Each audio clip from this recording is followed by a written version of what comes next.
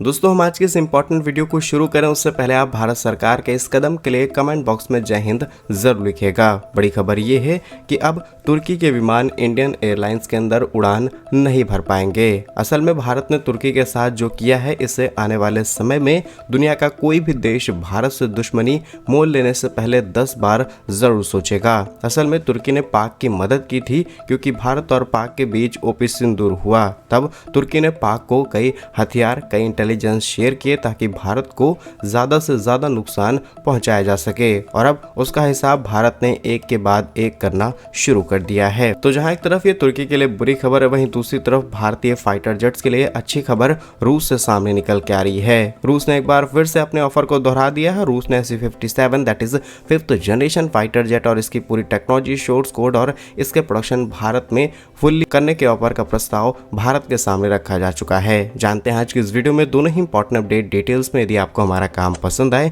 Video को like, channel को subscribe जरूर कीजिएगा क्योंकि आपका ये छोटा सा काम आप तक इस जरूरी और सही खबरें लाने में हमारी बड़ी मदद करता है। तो सबसे पहले तुर्की और भारत से आ रही अपडेट की बात की जाए तो हम बात कर रहे हैं इंडिगो एयरलाइंस की। इन दिनों इंडिगो एयरलाइंस जैसे ही उनकी फ्लाइट्स कैंसिल होती हैं, पूरे देश के अंदर हड़कंप का माहौल बन जाता है। लेकिन अब इंडिगो की फ्लाइट्स सामान्य तौर पर उड़ान भरना शुरू कर चुके हैं, लेकिन इनके जितने भी नियम हैं इन पर सरकार की पैनी नजर है। लेकिन बीते सोमवार को इंडिगो द्वारा तुर्की से लिए गए एयरक्राफ्ट प्लेन जो कि लीज पर लिए गए थे कुछ ड्यूरेशन के लिए, उन पर एक सफाई दी गई है, जिस पर DGCA ने एयरलाइंस के प्लेन का इस्तेमाल करने पर 2026 तक की टाइम लिमिट सेट कर दी है। यानी कि 2026 मार्च तक के बाद तुर्की के ये एयरप्लेन्स भारतीय एविएशन सेक्टर में उड़ान नहीं भर पाएंगे। लेकिन इसी के साथ तुर्की को एक क्लियर कट जवाब भी दिया गया है कि अब आगे हम कोई एक्सटेंशन आपको नहीं देने वाले हैं, किसी भी तरीके की सफाई देने की जरूरत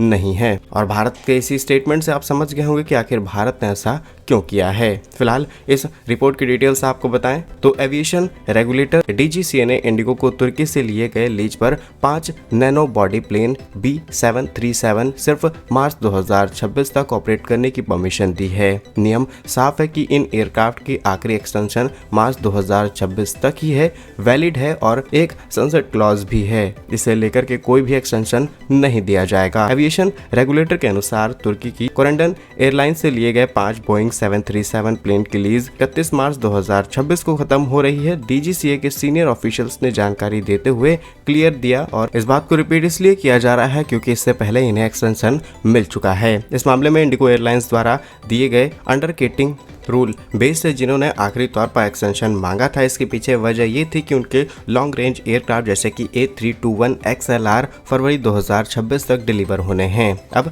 जब एक विमान की टाइम लिमिट खत्म हो चुकी है, उसका एक्सटेंशन पहले दिया जा चुका है, हम कैसे रिस्क ले सकते हैं पैसेंजर के साथ में। इसलिए DGCA ने क्लियर कर दिया, और शायद इसके पीछे कुछ जियोपॉलिटिकल एस्पेक्ट्स भी हो सकते हैं, तभी शायद भारत ने ये डिसाइड किया। इसी के साथ एक कमाल की बात आपको बताते हैं, इंडिगो एयरलाइंस फिलहाल वेट डैम्प लीज पर लिए गए 15 विदेशी एयरक्राफ्ट ऑपरेट करती है, जिसमें से 7 तुर्की के एयरक्राफ्ट शामिल हैं। और इस साल अगस्त 2025 में DGCA की कुछ शर्तों के अनुसार टर्किश एयरलाइंस से लीज पर लिए गए बोइंग 777 एयरक्राफ्ट चलाने की जो एक्सटेंशन है उसे भी फरवरी 2026 तक कर दिया है। यानी कि और भी कई विमान तुर्की के जो ऑपरेट हो रहे हैं वो अब आगे चल के उड़ान नहीं भर पाएंगे। और इससे भी ज्यादा कमाल की बात यह है कि सिर्फ इंडिगो ही नहीं बल्कि स्पाइस जेट जैसी एयरलाइंस कंपनी 17 विदेशी प्लेन ऑपरेट करती हैं। और इसके पीछे वजह ये बताई जाती है कि जितने भी कंपनीज से हमने एयरक्राफ्ट खरीदे हैं उन्हें आने में इतना ज्यादा डिले हो रहा है कि दूसरे देशों के एविएशन कंपनी से, दूसरे देशों से हमें लीज पर विमान लेने पड़ रहे हैं, जिसके लिए ज्यादा पैसे देने पड़ते हैं। मेंटेनेंस से लेकर के तमाम फैसिलिटीज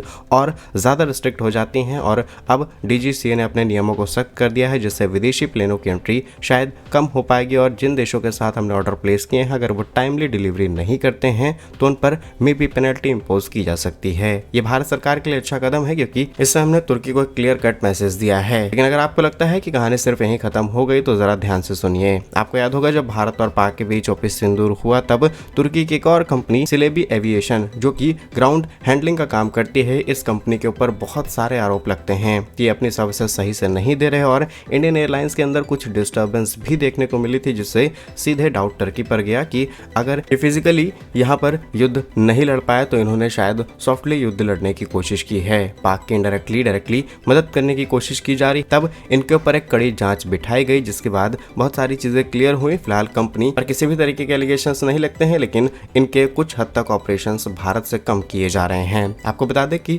जो ग्राउंड हैंडलिंग काम करने वाली तुर्की की एक कंपनी है, ये majorly cargo warehouse services provide करती है इंडिया के 9 एयरपोर्ट्स पर, including Delhi, Mumbai, Bangalore, Chennai. Geopolitical tensions की वजह से इनके सिक्योरिटी क्लियरेंस को भी कुछ हद तक होल्ड किया गया था और आगे चल के इन पर पैनी नजर रहेगी, क्योंकि जिस देश ने पाक का साथ दे दिया हो, इंटेलिजेंस शेयर कर दिया हो, उस पर डायरेक्टली भरोसा करना आसान नहीं है। तो क्या कुछ सोचते हैं भारत सरकार के इस कदम पर? कमेंट्स में अपनी राय जरूर लिखिएगा। बढ़ते हैं दूसरी खबर की ओर, जहां पर ये रूस से सामने निकल के आ रही है और रूस ने भारत के साथ एक बार फिर अपने ऑफर को रिपीट कर दिया है। रूस ने एक बार फिर भारत को सुखोई 57 की टेक्नोलॉजी, सोर्स कोड और इसके प्रोडक्शन को भारत में करने का ऑफर दोहरा दिया है। रूसी विमान निर्माता कंपनी यूनाइटेड एयरक्राफ्ट कॉर्पोरेशन के सीईओ वादिम वडेखा ने कहा कि रूस एकमात्र ऐसा देश है जो अपने 5th generation multi role fighter jet Su-57E भारतीय वायुसेना की जरूरतों को पूरा कर सकता है। उन्होंने कहा कि कंपनी भारत के साथ मिलकर के Su-57E लड़ाकू विमानों की टेक्नोलॉजी ट्रांसफर करने की नई ऊंचाई तक लेने को तैयार है। इसी के साथ हम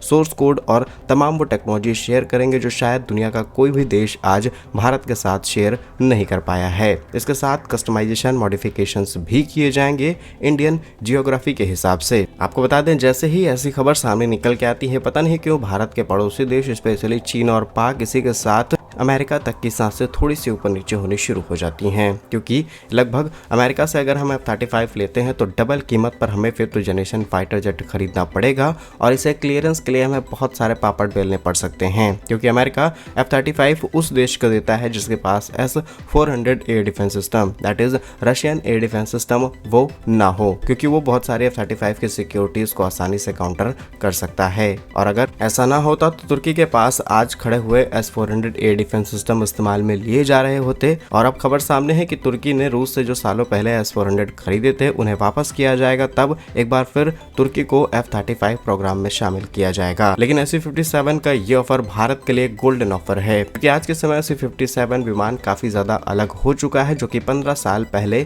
जब उड़ान भरी थी तब इसमें बहुत सारी कमियां सामने आई थी। लेकिन इनके सीईओ का कहना है कि हम लगातार इसकी कैपेसिटी और कैपेबिलिटीज को और ज्यादा इंक्रीज कर रहे हैं और हमने Su-57 विमान पर एक नए इंजन प्रोडक्ट 177 का फ्लाइट टेस्ट शुरू कर दिया है। यह नया इंजन अधिक थ्रस्ट के साथ आता है, कम फ्यूल कंज्यूम करता है और सुपरसोनिक क्रूज क्षमताओं के साथ इसे इंटीग्रेट किया गया है। इन्होंने ये तक कहा कि Su-57 प्लेटफॉर्म को इस तरीके से डिजाइन किया गया है कि 40 से 50 सालों तक ये आसानी से चलने के लिए तैयार रहेगा, यानी कि एक बार विमान ले लिया तो 40-50 साल तक की छुट्टी हो जाएगी और आधे रेट पर अगर ये फाइटर जेट मिल जाएगा, मेक इन इंडिया भारत में बनेगा, तो शायद इससे अच्छा ऑफर भारत के लिए नहीं हो सकता। इस पर आपकी क्या राय है कमेंट्स में जरूर लिखिएगा। भारत के ऐसे ही वीडियोस पाने के लिए वीडियो को लाइक, चैनल को सब्सक्राइब जरूर कीजिए। वंदे मातरम, भारत माता की जय।